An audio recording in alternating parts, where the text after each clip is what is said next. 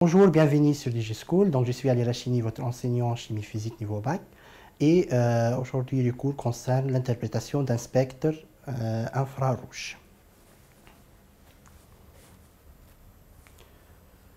Donc, tout d'abord, on va discuter un petit peu de l'acquisition d'un spectre infrarouge. Donc, je vous conseille tout d'abord de bien regarder une vidéo concernant l'obtention d'un spectre infrarouge qui se résume à la fin par une représentation de l'absorbance ou de la transmission en fonction du nombre d'ondes de vibration. Le nombre d'ondes, c'est se mesure en centimètres moins 1.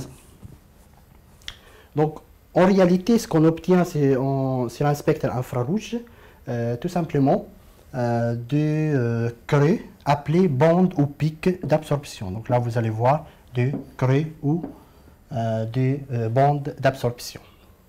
Là, vous avez la transmittance en fonction du nombre d'ondes en centimètres moins 1. On peut facilement aussi les convertir en absorbance. Vous aurez le même pic, mais d'une manière inversée. Le spectre donc infrarouge est constitué de ces creux. Chaque creux correspond à deux nombres d'ondes. Et ces nombres d'ondes sont en réalité liés à des liaisons chimiques. Là, vous avez quelques exemples qu'on peut facilement rencontrer dans le produit chimique de base, comme par exemple OH libre. Donc, c'est un hydroxyle qu'on le trouve dans les alcools. Vous avez une bande de transmission vers 3600, 3650, 660 et qui a une intensité forte.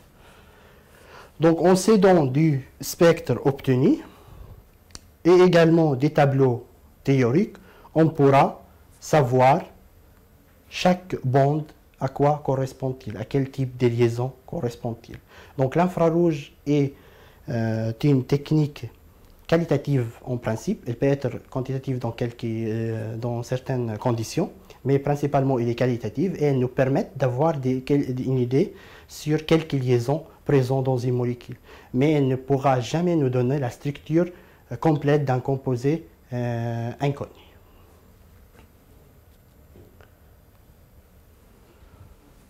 Donc dans cette partie, nous avons vu comment on pourrait lier le bande d'absorption obtenue par un spectre infrarouge d'une molécule donnée en fonction ou en relation avec les tableaux théoriques des vibrations des liaisons. Je vous conseille à bien regarder le deuxième vidéo concernant l'interprétation réelle d'un spectre infrarouge. Je vous dis à bientôt sur DigiSchool.